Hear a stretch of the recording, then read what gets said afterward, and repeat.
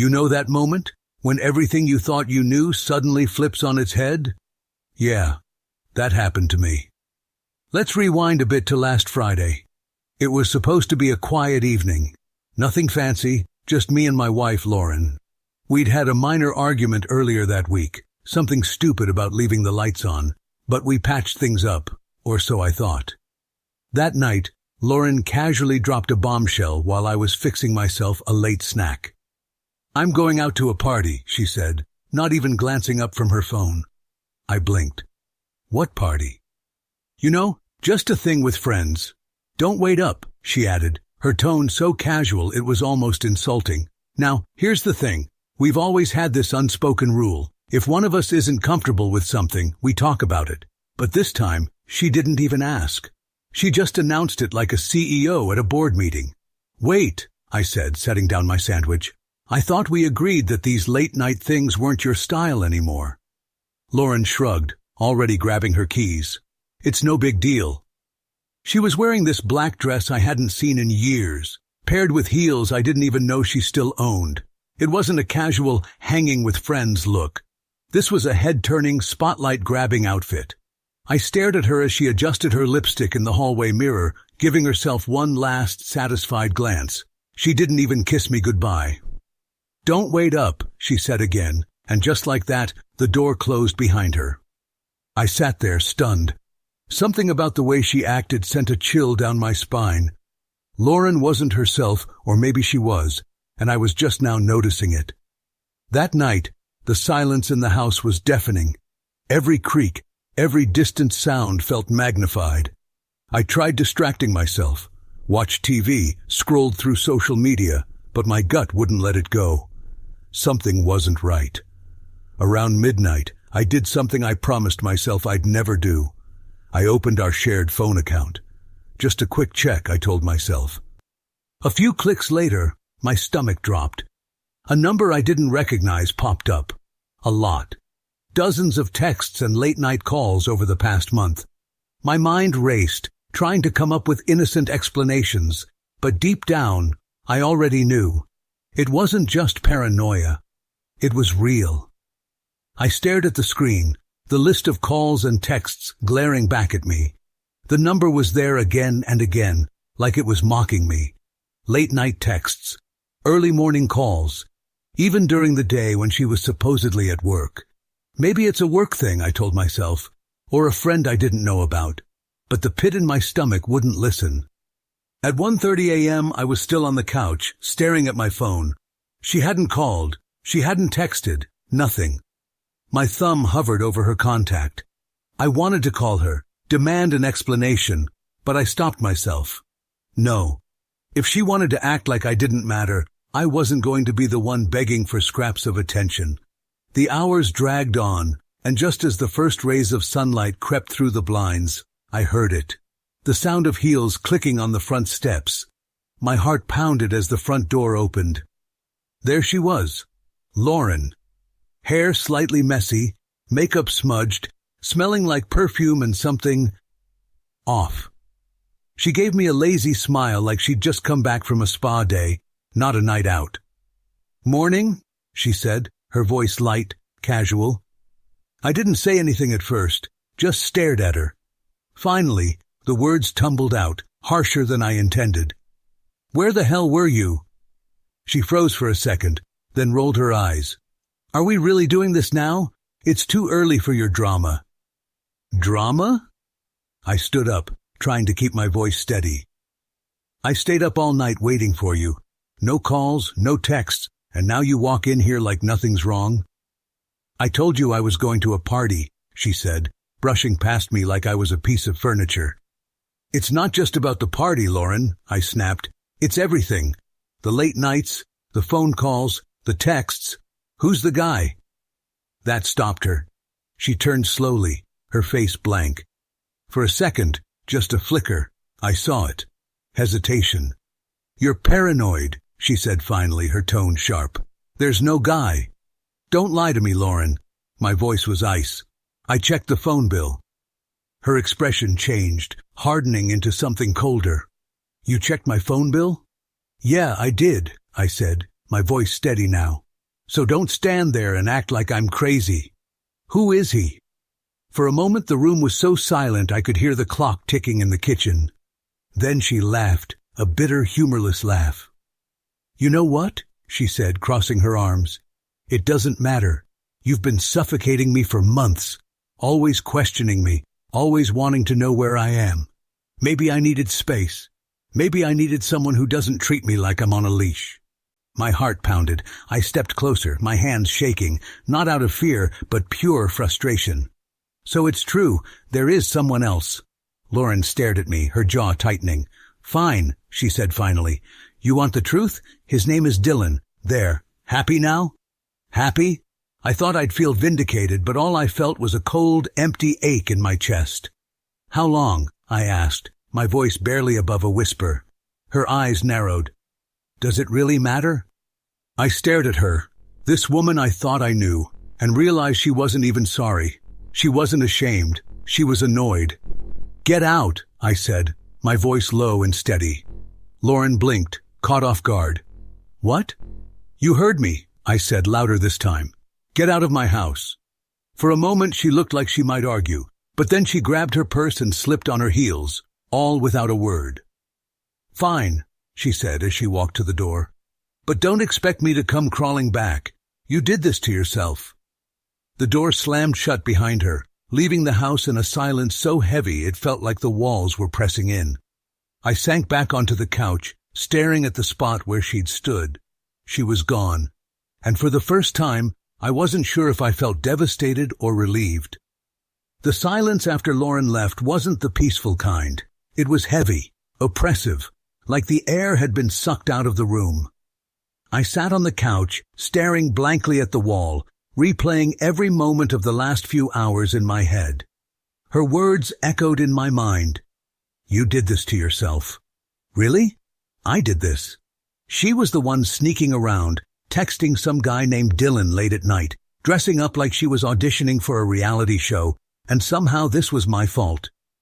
I wanted to scream, to break something, but I just sat there, frozen. My phone buzzed on the coffee table, snapping me out of my trance. For a second, I thought maybe it was Lauren. But no, it was Eric, my best friend. The text read, "You good, man?" I stared at the screen, debating whether to respond. I didn't even know how to answer that question. Was I good? Not even close. But I needed to talk to someone, so I picked up the phone and called him. He answered on the second ring, his voice groggy. "Hey Nate, what's up, you okay?" "No," I said flatly. "She's gone." "What do you mean gone?" Eric asked, now fully awake. I hesitated, the words catching in my throat. "Lauren, she's been cheating on me." The line went silent for a moment. Then Eric let out a low whistle. "Damn, I'm sorry, man. I don't even know what to say."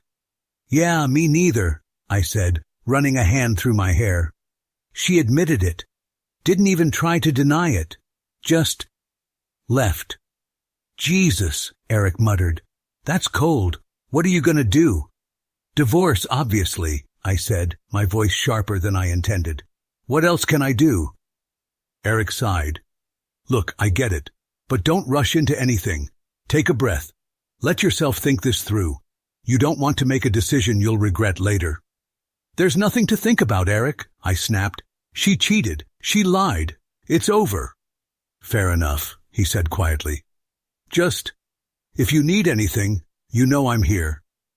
"Thanks," I mumbled, hanging up. I tossed my phone onto the couch and stared at it, willing myself not to spiral. But my thoughts had other plans. Every late-night text, every unexplained absence, every dismissive response, it all made sense now. She hadn't been finding herself or needing space. She'd been finding Dylan. I couldn't sit there anymore. The house felt suffocating, like the walls were closing in. My eyes landed on her laptop, sitting open on the kitchen counter. I hesitated. I hated the idea of snooping, but at this point, what did I have to lose? With trembling hands, I opened it. No password.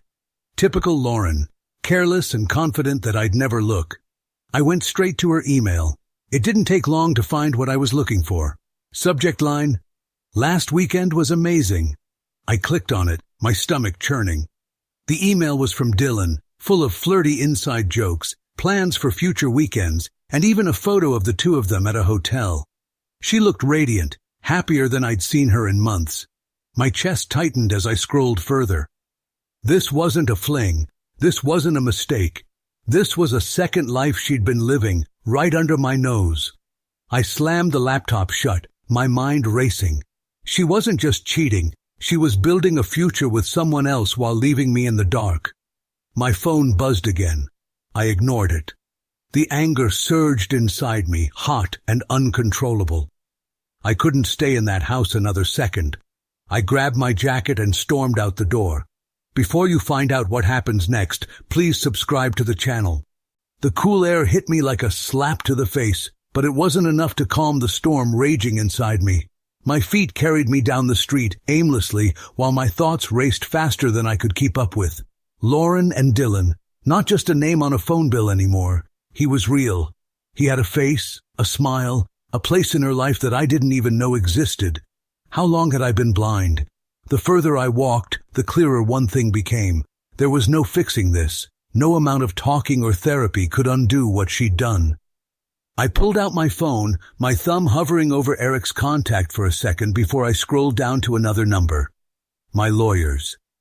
The idea of divorce had always seemed so foreign, so far away, like something that happened to other people. Not me, not us. But now, it was the only option. The line rang twice before David picked up. Nate? This is unexpected. What's going on? I hesitated, the words feeling heavy on my tongue. David, I need your help. I need to file for divorce. There was a pause on the other end, then his voice softened. I'm sorry to hear that. Are you sure about this? Yes, I said firmly. She's been cheating on me for months. I've got the proof. There's nothing left to save. All right, he said. Let's meet tomorrow to go over the details. We'll make this as quick and painless as possible. Quick and painless. Funny how those words felt like a joke. There was nothing painless about this. When I got back home, the house felt colder than before. Her things were still there, a jacket slung over a chair, shoes by the door, the faint scent of her perfume lingering in the air. I couldn't stand it. Grabbing a trash bag from the kitchen, I started methodically packing up everything that was hers. Clothes, makeup, her stupid throw pillows she insisted on buying but never used. It all went into the bag. When I got to the photos, I hesitated. There was one of us on the mantel from our first vacation together. We were smiling, carefree, like the world was ours. I stared at it for a long moment before ripping it in half. That wasn't us anymore. By the time I was done, the bag was full, and the house felt emptier. Not better, not yet, but at least the reminders of her weren't staring me in the face. I carried the bag out to the trash bin and slammed the lid shut, the sound echoing in the quiet night. It felt final, like the first step toward reclaiming my life. The next morning, I met David at his office. The fluorescent lights buzzed faintly as he spread out the paperwork on the desk. 7 years of marriage, he said, glancing at his notes. No kids, joint mortgage on the house, some shared finances. It's a clean case. Clean. If only it felt that way. Do you want to push for an uncontested divorce? David asked. It's faster and less expensive if she agrees to the terms. I nodded. Yeah, let's just get it done. He studied me for a moment before giving a small nod. I'll get the ball rolling. Expect to hear from her lawyer soon. I signed the preliminary papers and walked out of his office feeling drained, like I'd just handed over a piece of myself to be processed and filed away. The drive home was a blur. When I pulled into the driveway, the house loomed in front of me, hollow and unfamiliar. I didn't go inside, not yet. Instead, I sat in the car, staring at the steering wheel, trying to figure out what my life looked like now. The answer was simple. It was a blank slate. Terrifying, yes, but also freeing. Lauren had made her choice. Now, it was time for me to make mine. Later that afternoon, as I tried to settle into the quiet emptiness of the house, my phone buzzed again.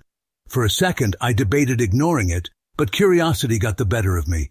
It was Eric. Want to grab a drink? You need it. I stared at the message for a while before typing back.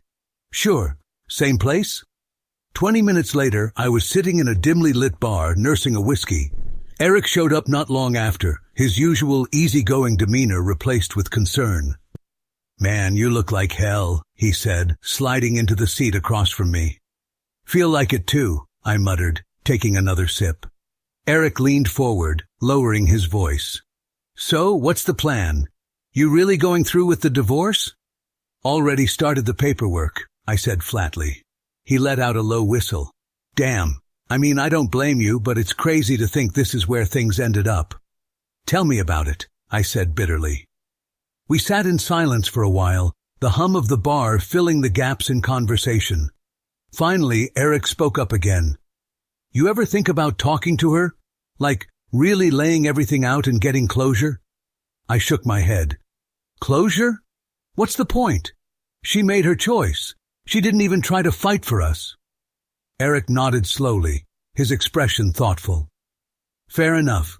But if you ever change your mind, you know where to find her. The next morning, the phone rang while I was making coffee. I almost didn't answer, but the name on the screen stopped me cold. Lauren. I stared at it, my finger hovering over the screen. Part of me wanted to let it go to voicemail, but another part of me, the part that still craved answers, couldn't resist. I picked up. What do you want? There was a pause on the other end, then her voice, softer than I'd heard it in years. Nate, can we talk? I almost laughed. Talk? Now you want to talk? You didn't seem interested in talking when you walked out of here without a second thought. I know, she said quickly. I screwed up. I know I did, but I just need to explain. Explain? I said, my voice sharp. What's there to explain, Lauren? You cheated. You lied. What more is there to say? I need you to understand, she said, her voice breaking slightly. Can we meet? Please. For a moment, I considered slamming the phone down, ending the conversation right there. But something in her voice made me pause. Fine, I said finally. But this doesn't change anything. Thank you, she said quietly. I'll text you the place. I arrived at the cafe later that afternoon, my chest tight with a mix of anger and nerves. Lauren was already there, sitting at a table by the window. She looked up as I approached, her expression a mix of guilt and uncertainty. Nate, she started, her voice barely above a whisper. I sat down, crossing my arms. Start talking. She took a deep breath, her hands trembling slightly. I don't even know where to start. I never meant for things to get this bad. I felt lost, disconnected.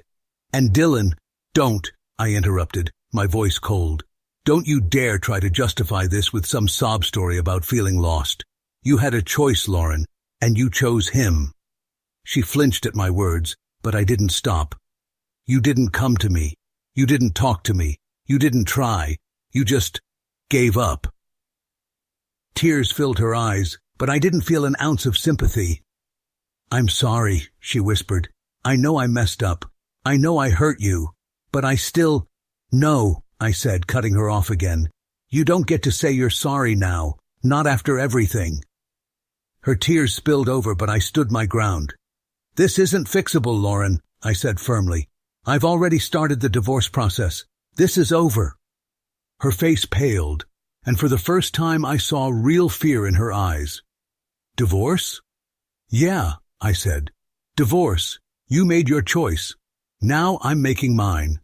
She stared at me, her mouth opening as if to argue, but no words came out. Finally she stood, her hands shaking. I didn't want it to end like this, she whispered. I shrugged. Neither did I. But here we are. Without another word, she turned and walked out of the cafe, disappearing into the street.